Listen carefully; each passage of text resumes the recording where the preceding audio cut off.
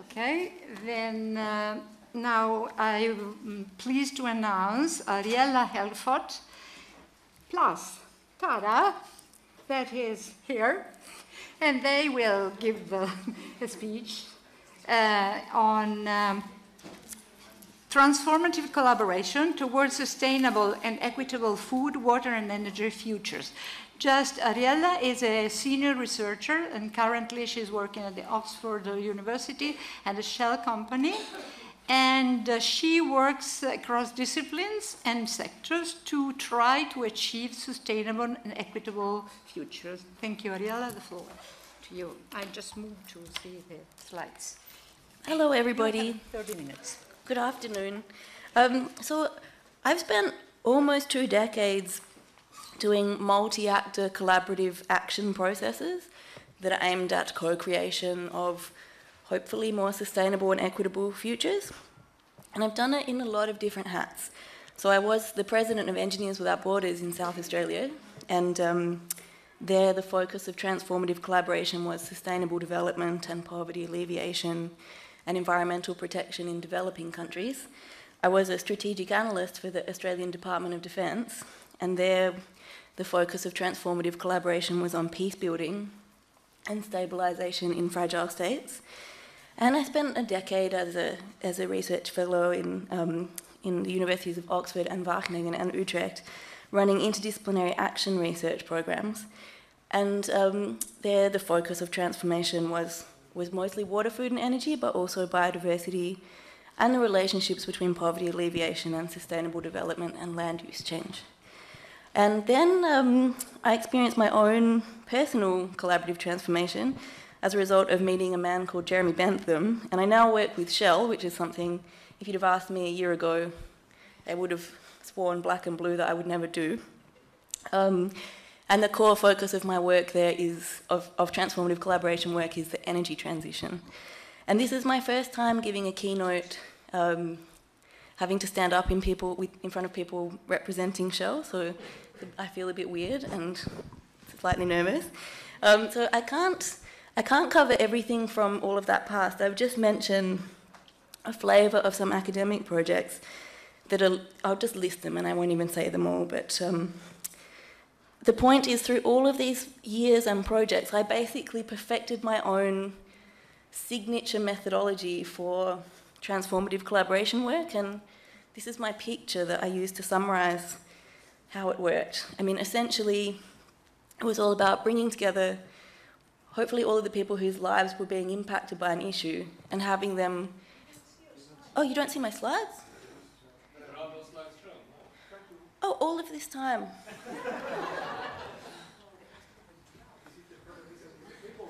Let's open it again.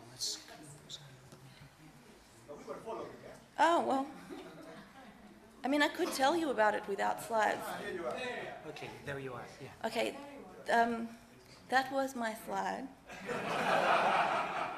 And that was my some programs list, and this is my visualization of this methodology. So bringing together as many diverse people as possible to create a shared vision of what they want to achieve for the future, and then backcasting a plan, so building on the strengths that exist in whatever those communities are to achieve their desired vision. But it doesn't make any sense to do planning for the future without some kind of systematic consideration of uncertainty, so we would make exploratory scenarios, and those were a way to open up discussions about how things could be different, to be able to challenge the status quo.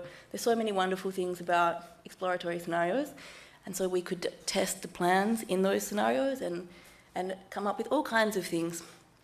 And it's basically a capacity building exercise in its own right. Overall, the process phases that I used, the first one is systemic boundary critique. So taking into account that human and natural systems don't have any natural boundaries. So when we choose to include or exclude things from our analysis, then we could be leaving out some or marginalising someone or something's interests. So that should be a process that's transparent and open to critique by as many different perspectives as possible. And from a resilience perspective, by deciding on the boundaries of what's included, we're clarifying resilience of what are we dealing with. Then the visionary aspects to determine what constitutes desirable change or undesirable change to whom, because without that, how can we plan for anything? But it's also, back to resilience, not an objective thing. It depends on what constitutes desirable change. We would try to mobilise people by focusing on the strengths and capabilities that existed, and by doing asset mapping, and making plans based on building on what exists rather than on external interventions as much as possible. Again, the exploratory scenario development helped us to know what are we being resilient to, what are the different challenges and opportunities that we could face, and the scenario-guided revision of plans. So I know I've got a lot of pictures on this slide, but what I'm trying to show you is that usually in my projects I would do the same process, but from household level and village level. So I've got pictures from inside households here, pictures from villages, doing it all the way up to national and even regional levels.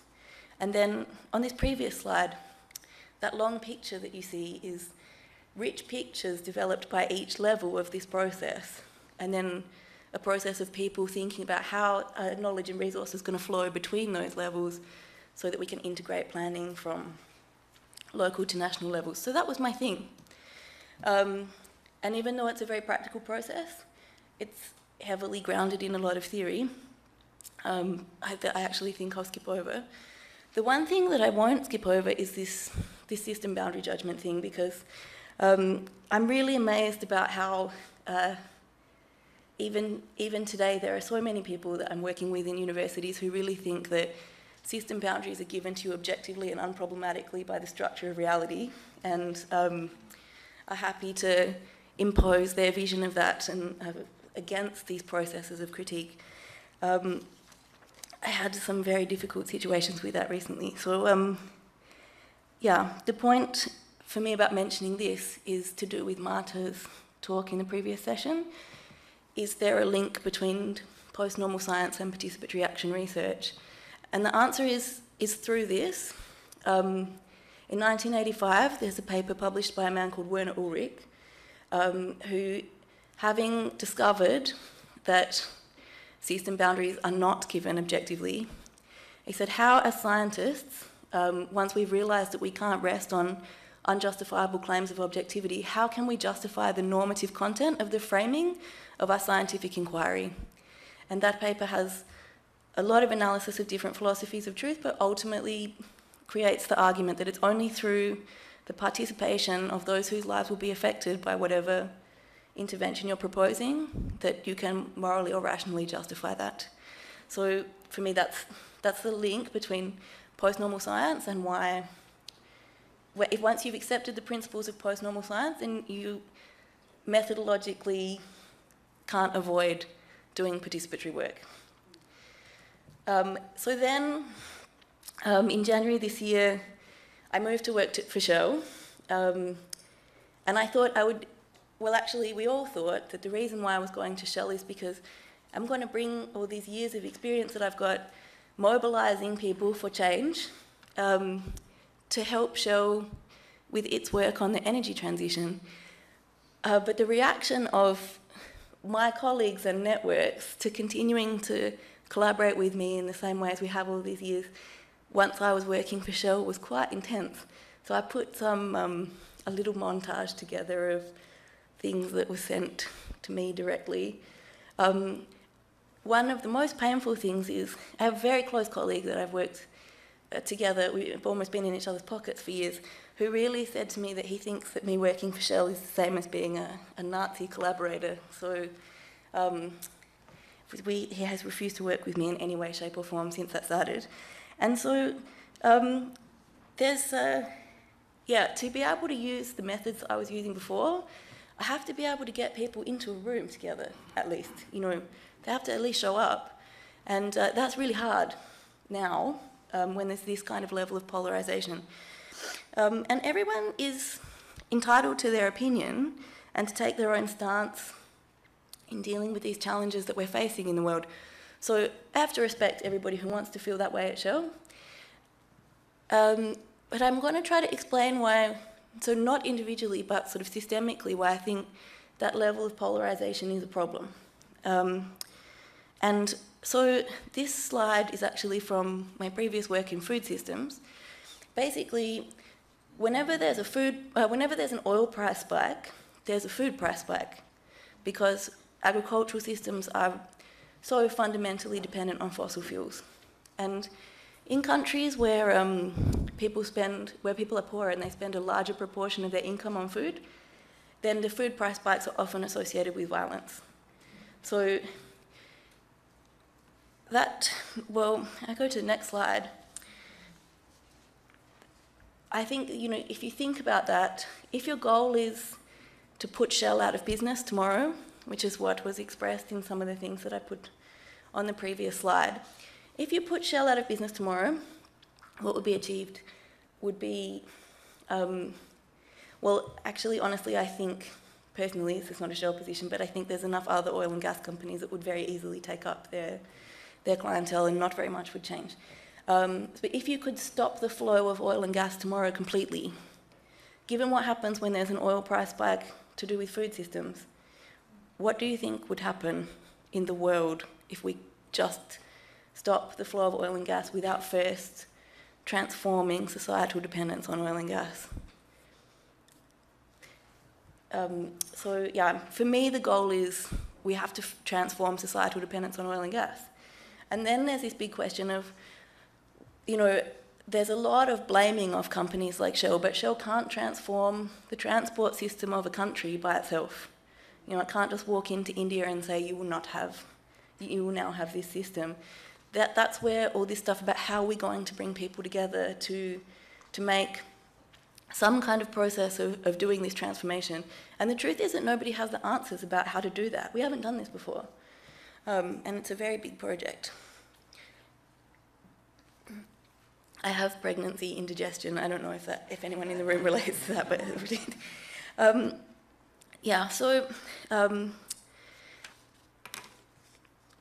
before I started to work for Shell for more than a year, the people in the scenario team that I then joined were already working on something that they call the Sky scenario.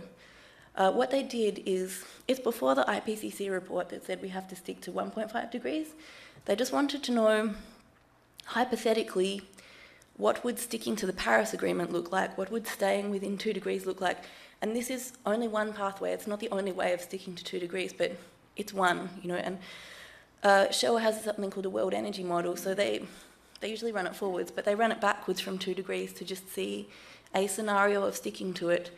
And the scenario that came out is called Sky. And what it showed was that it is, and this is actually quite amazing, I think, for a large oil and gas company to put something out with this message, even if we can do better than this. But the result of Sky is that it's technically and economically feasible to stick to Paris. The thing is that it has some big changes in it. I mean, if you look at the milestones, we have to stop producing any new petrol-driven vehicles by the late 2020s everywhere in the world, and only be having either electrical or hydrogen. We need to have completely decarbonised the entire world by 2070, so that's in 50 years, decarbonise everything. Before they released this, and I'd only just arrived, so there wasn't much time, one of the people in the Sky team said to me, these models can tell us what needs to happen to the energy mixes in different countries by certain dates, but they can't tell us anything about what would give rise to the social and political will that would make that happen. Can you help us with that? So I only had 2 days, so over the space of 48 hours I called people in 22 countries and I got very different answers. So the people that I spoke to in my original home country of Australia said, we don't really give a shit about any of that other stuff that you're talking about, we just care about jobs. So if you can say that the energy transition will create jobs, then politically that should work here. People that I spoke to in Brazil said, we have a pretty terrible national road network that we depend upon for all of our livelihoods and transport. We would need massive national investments in a national rail network or some form of infrastructure now or soon to even believe that it might be possible for us to do it. People I spoke to in Botswana said Botswanans need hope and access to energy is hope. So if you could say that through the energy transition There could be solar panels on roofs in villages. You know, we would buy that. So in every country, very, very different, very, very different things. But also there were plenty of people that I spoke to who just couldn't even imagine their country decarbonising within 50 years. The guy, I'm sorry, better drink some water. It's really like just having your internal organs burned by acid. Yeah, the guy I spoke to in Tunisia said, I just can't see it happening, you know, us decarbonising in 50 years. And that guy's one of the strongest anti-shell people that I know, you know. And I was saying to him, like, if you can't even imagine it, then, you know, then what can we do? So so we're faced with this thing that seems like a dilemma where, on one hand, there's this imperative to collaborate. On the other hand, being a collaborator, especially in Western Europe, does come with this Nazi overtone that's, you know, a bit worrying. So so I was setting about trying to understand, why is that? What can we do about it? When is collaboration good or bad? And I came across this book by Adam Kahane, who some people in this room might know. I don't know. Does anybody know him? No one knows him. It's amazing the different communities that exist in the world. But yeah, I mean, Adam's also spent his life trying to do similar work as me, but he's in his 60s. He's much more prolific. So Adam says the problem is that we have this vision of collaboration where the first step is that you agree on a vision. You know, that to be collaborating means that you agree. And he said that's much too high a bar for collaboration, because, of course, I don't personally agree with Shell about everything, you know, or any of the people that I've ever worked with on a university project either, for that matter. But we normally treat collaboration like a planning meeting. Like, if we're going to do a collaboration, we make the vision, we work out a plan, we assign the roles, and then we try to implement and learn from that. But in situations where there's so much polarisation and divisiveness as the sorts of things that I'm facing now, that model of collaboration doesn't work. And so Adam's first thing was, we don't have to agree to collaborate. The only thing we have to agree about is just there's a situation and we are in it. And so, you know, and he has a track record of doing peace negotiations in South Africa when Mandela got out of prison, in Guatemala, in Colombia a lot. One of his stories from Colombia involves, in a break in a workshop, him walking along behind a man and a woman. The man was a FARC commander, and the man was saying to the woman, I swear I've met you somewhere before. Are you sure we've never met? I really recognise your face. And she said, yes, I was the one who brought you the $1 million ransom for my kidnapped daughter. And he was able to bring those people into a process where they could work towards peace. So I think, you know, I should be able to manage this Shell thing.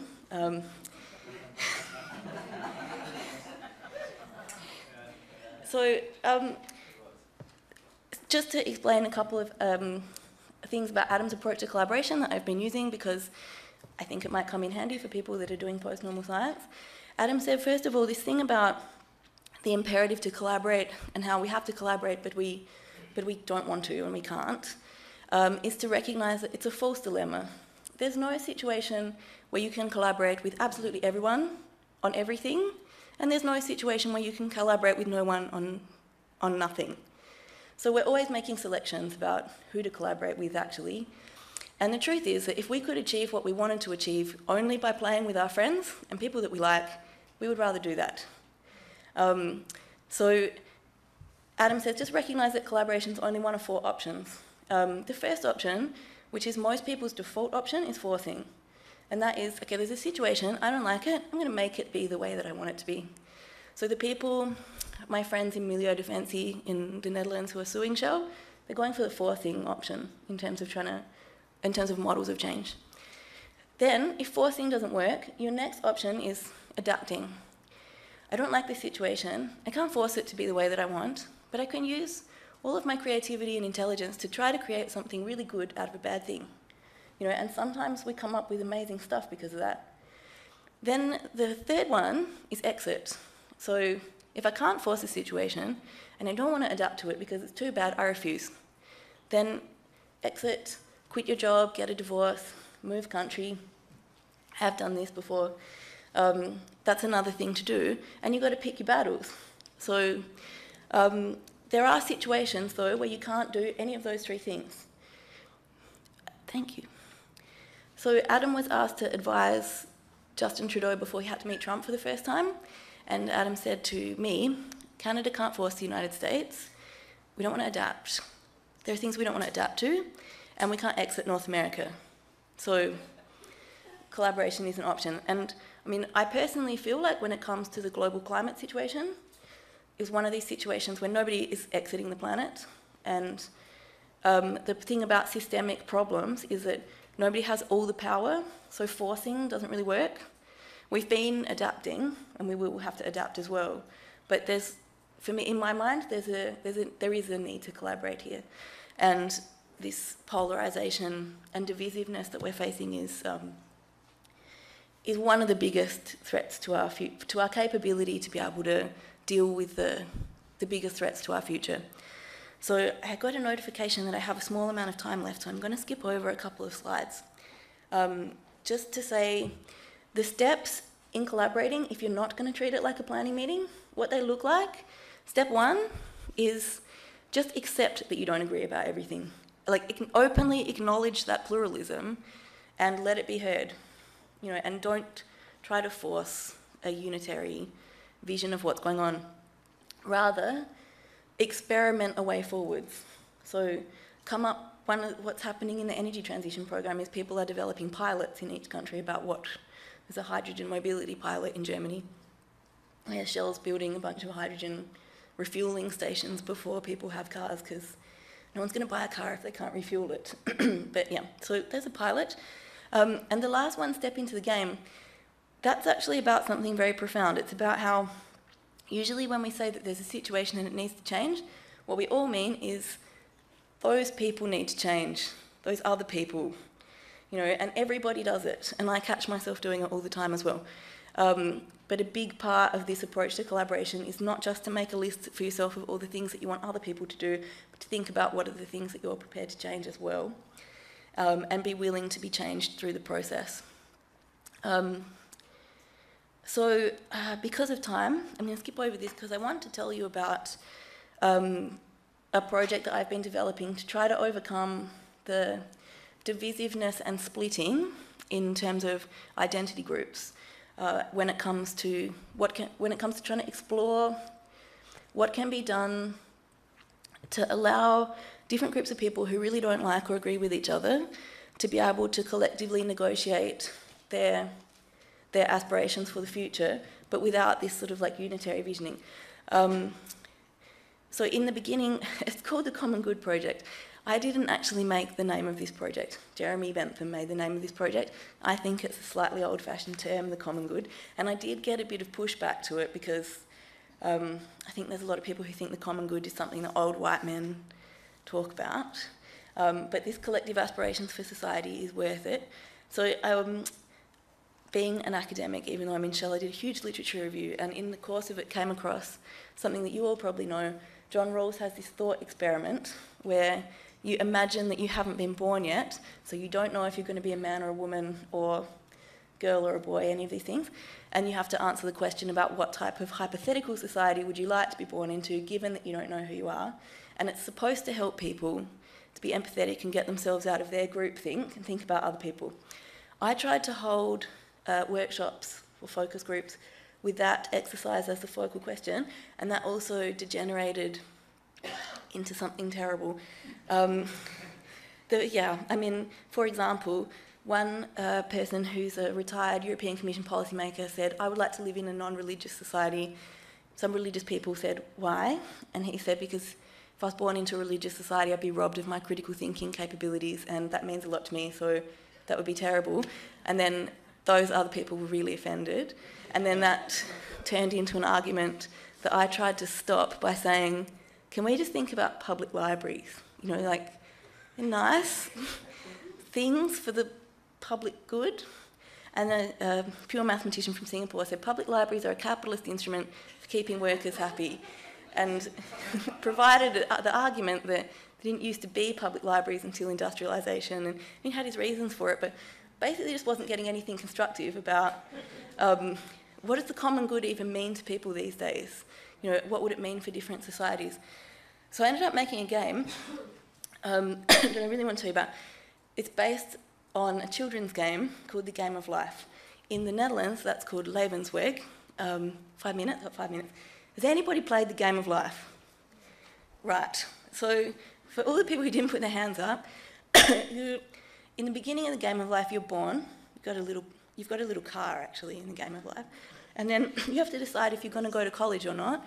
And if you want to go to college, then you have to pay money. But then you get access to different jobs, better jobs. You get put on a different pathway on the board.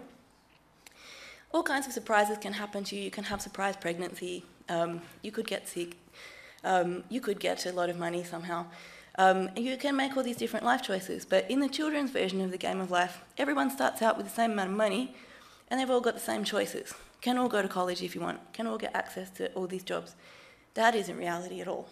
So what I made was an experiential version of the rules, veil of ignorance, in the form of a game by making characters where all of the options are socially differentiated according to the place in society they've been born. But all of that can be mediated by policies. So before you know who your character is, you've got to choose what your individual goals are. In the kids' game, it's just make the most money, but in this you can choose, do I want to build a family or live sustainably or create inclusive community? There's a stack of cards for that, so you can choose as many personal life goals as you want, and you will win the game when you achieve your own life goals.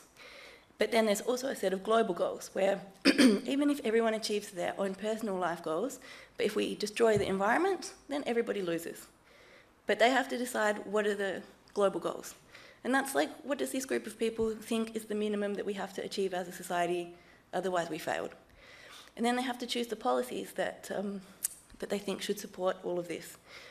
And then you end up with a constructive discussion because they're just going to have to put a policy down within 5 minutes and then live with the consequences of it in the game. So the pictures that you're looking at in this particular one are for a European, it's a UK and Netherlands one. I've done it in the UK, the Netherlands, Finland, Sweden and Kenya. This is a Kenyan one. And well, I'll just go back to the European one for a second. In that particular, I won't say who the people are or who the person I'm going to use as an example is, but there was one guy I played with who really surprised me by being very against same-sex couples adopting children, even though I didn't think that he would think that. But anyway, he was really against it. When I said why, he said, well, if we let them adopt kids, then they'll bring them up to be like them. And I mean, I don't think you can bring people up gay or straight, but we had an argument about it, but he was adamant and he won because he was so strong. And that policy was not put on the board. When he turned his character over, he was a Swedish LGBT, non-gender identified character, and he looked at me and said, Ariella, did you do this to me? And I said, I couldn't because I shuffled all the cards. And he had put as his primary life goal is to build a family. It's what he cares about the most. So he tried to achieve that in the context of this game, and afterwards came up to me and grabbed me by the shoulders and said that was a really profound experience because I just felt like I was being blocked at every turn from the things that I cared about the most. And I tried not to do the I told you so thing. But it didn't develop this game for the point of people being able to have those learning experiences. I just wanted a sneaky way of collecting data about what do people think is, what's within the scope of the common good, and what are people's relative priorities and what policies are on the table to do something about that or not. And then I'm using this in workshops in a bunch of different countries to make scenarios about what this might mean for who should do what for who's good. Like in different places, in terms, is it the government's responsibility? Is it community groups? Like who should be doing what to create collective action, on these issues? And where do things like climate change and energy transition fit within all of that? And it's working. So quite happy about being able to share that with you. I think this is my almost last slide. This is very personal. My dad had his 80th birthday on the 30th of October, and that's him in his pictures. only get to see him once every 1 or 2 years because he lives in Australia. And what he wanted to do, before it was too late for him, was visit the places that my family came from before the Second World War split everybody into the corners of the earth. So these pictures, in the first picture, my dad's standing in the doorway of the house that my whole family lived in Vienna. And his father's the only person that survived, and everybody else is gone. And he also found the gravestone of his grandfather. So that's him there. And when we were on this trip, because of revisiting all this stuff, I also came across these two characters again because of the places we were visiting. We also went to Krakow because we had some family there. We visited Schindler's factory. So Schindler was making crockery for Nazis. So in terms of being a Nazi collaborator, okay, he's a Nazi collaborator. But he also saved the lives of 1,200 people, and he did that really consciously. And then there's this other guy, Dietrich Bonhoeffer, who was a Lutheran minister, not a Jew, but was assassinated by Hitler in any case. He got himself a job in the German government and used his position to stage a number of assassination attempts on Hitler, was eventually executed. If the only thing that matters to us is group membership, like you work for the German government so you're a bad guy, or you work for Shell so you're a bad guy, then what would you make of Schindler and Bonhoeffer? So for me, the point in terms of the lesson of that, actually, I can't see if yes, I did put it on this slide, is that I have this plea out of this entire talk for us to go beyond singular group identities, and to be able to become fully human to each other. One of the slides that I skipped over that had that identity and violence stuff on it was actually all about Amartya Sen's theories about how all human beings belong to a lot of different groups, and there's no one group membership that completely defines you. So from everything that I've been going through this year, it's been a tough year, and it's challenged a lot of my ideas about how I go about collaborative action research. But I think there's hope, that there's lots of tools available, that there's different ways of thinking about things. Yeah, you probably read my things faster than I could. My main summary from my talk is just that I do think that our biggest challenges require collective action, that we are all on this planet together, and that we have the tools to be able to try to do things differently. And I think this community of people from post-normal science is exactly the type of people that are investigating those tools and how to do this. My last thing is I think that humility and kindness are the things that will probably take us the furthest. And that's everything.